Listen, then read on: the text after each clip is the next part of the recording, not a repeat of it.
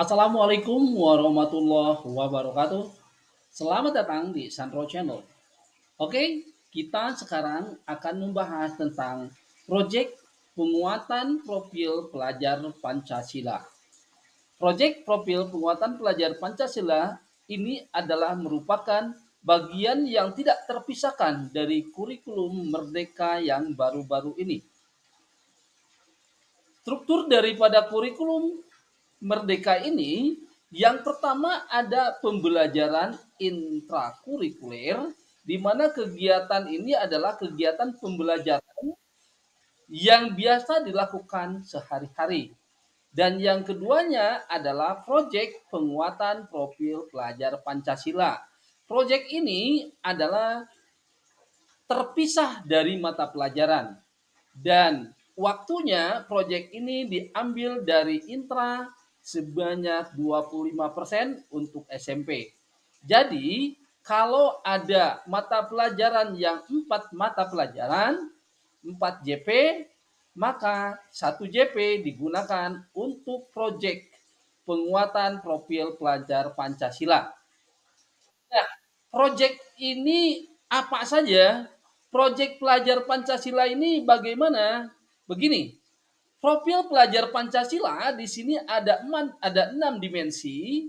Yang pertama adalah beriman, bertakwa pada Tuhan Yang Maha Esa, dan berakhlak mulia. Yang keduanya, berkebinekaan global. Yang ketiga, bergotong royong. Yang keempatnya, kreatif, lalu bernalar kritis dan mandiri. Nah, yang profil pelajar Pancasila ini nanti akan ditumbuh kembangkan dalam proyek profil pelajar Pancasila ini, dalam proyek yang dilakukan di sekolah selama tentunya 3 tahun untuk di fase D ya. Oke, kita lanjutkan. Proyek penguatan profil pelajar Pancasila ini dimulai dengan perencanaan nanti ya, tetapi ini merupakan kegiatan kurikuler berbasis proyek. Sekali lagi, ini adalah kegiatan kokurikuler berbasis proyek. Yang keduanya dirancang untuk menguatkan upaya pencapaian kompetensi dan karakter sesuai dengan profil pelajar Pancasila yang tadi. Nah, pelaksanaannya dilakukan secara fleksibel dari segi muatan kegiatan dan waktu pelaksanaannya. Jadi waktunya bisa disatukaliguskan atau bisa disebar. Yang keempat, dirancang terpisah dari intrakurikuler. Jadi tidak ada hubungannya antara intra dengan ini atau dengan proyek ini.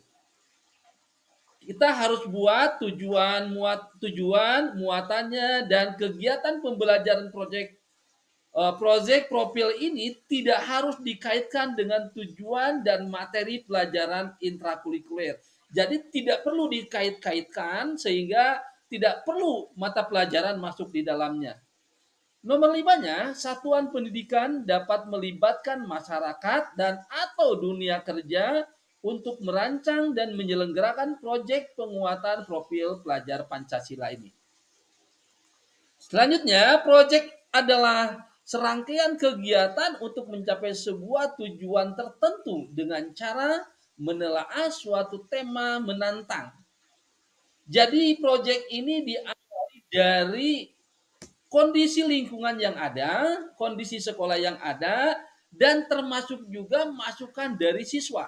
Jadi ini harus berasal dari siswa itu sendiri. Proyek didesain agar peserta didik dapat melakukan investigasi, memecahkan masalah, dan mengambil keputusan. Peserta didik bekerja dalam periode waktu yang telah dijadwalkan untuk menghasilkan produk dan atau aksi. Untuk menghasilkan produk saya garis bawahi, tetapi tidak berbasis produk. Ini adalah berbasis pada proses. Jadi yang dilihatnya proses dari A sampai Z-nya, bukan dilihat dari produknya. Pendidikan dapat tetap melaksanakan pembelajaran berbasis proyek. Jadi dalam proses pembelajaran intra itu kan ada yang namanya learning based project based learning. Nah, project based learning ini biasa aja kalau mau ya silakan. Ini kan tidak sama dengan proses yang dilakukan yang ini. Jadi project intrakurikuler bertujuan mencapai pembelajaran ya, capaian pembelajaran. Jadi di intra itu sesuai dengan CP-nya. Sementara proyek penguatan profil pelajar Pancasila bertujuan untuk mengembangkan kompetensi profil pelajar Pancasila yang 6 tadi. Baik, selanjutnya langkah-langkahnya yang harus dilakukan. Yang pertama, membentuk tim fasilitasi proyek. Di sekolah itu ada tim yang dipimpin ya kira-kira oleh kurikulum atau siapa gitu ya. Yang keduanya mengidentifikasi tingkat kesiapan sekolah. Sekolah ini siap nggak? Bagaimana kalau ada gini-gini? Bagaimana kalau proyeknya seperti ini? Ada biayanya nggak? Dan seterusnya. Lalu merancang alokasi waktu dan dimensi profil pelajar Pancasila yang mana yang akan diangkat. Selanjutnya merancang modul proyek. Nah, ini modul proyeknya harus ada dulu gitu ya. Dan kelimanya memilih tema umum. Lalu menentukan topik spesifiknya. Nah, tema umumnya itu yang mana gitu. Nah, ini dia temanya, tema proyek, bahwa proyek penguatan profil pelajar Pancasila ini merupakan kegiatan yang terintegrasi secara holistik, kontekstual, eksploratif, dan berpusat pada peserta didik.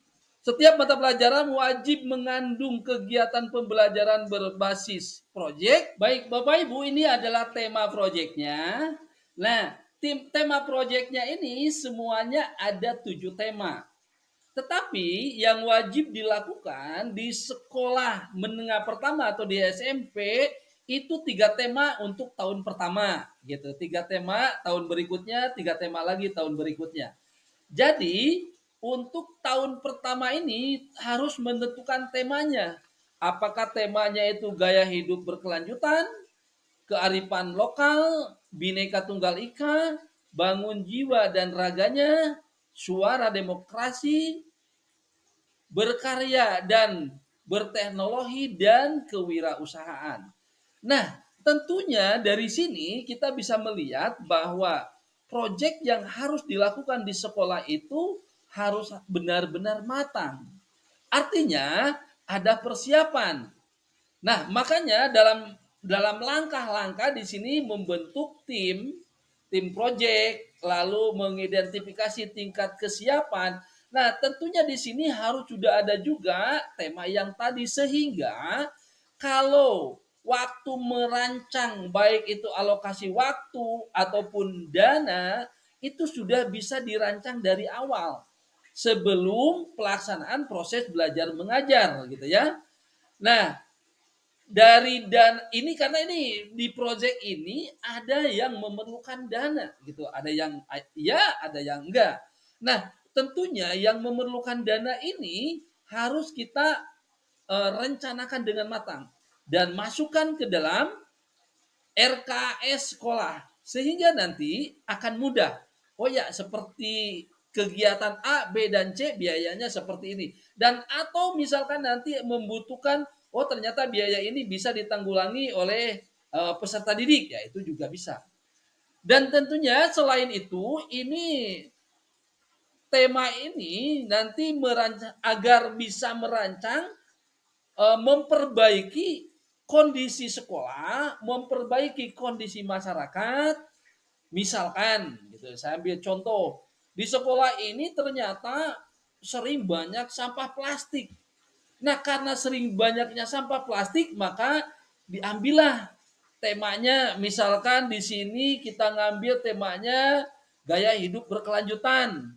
Nah, dari gaya hidup berkelanjutan itu baru tema umum kan. Nah, diambil ke bawahnya lagi. Oh, ini gaya hidup berkelanjutan bisa sih misalkan untuk kesehatan dan lain sebagainya. Maka ada muncul misalkan keluar ekobrik. Nah, dari situ. Dan nanti tentunya dari tema ini mengharapkan agar masalah di sekolah yang sampah plastik itu selesai. Saya kira gitu aja dulu. Terima kasih. Assalamualaikum warahmatullahi wabarakatuh.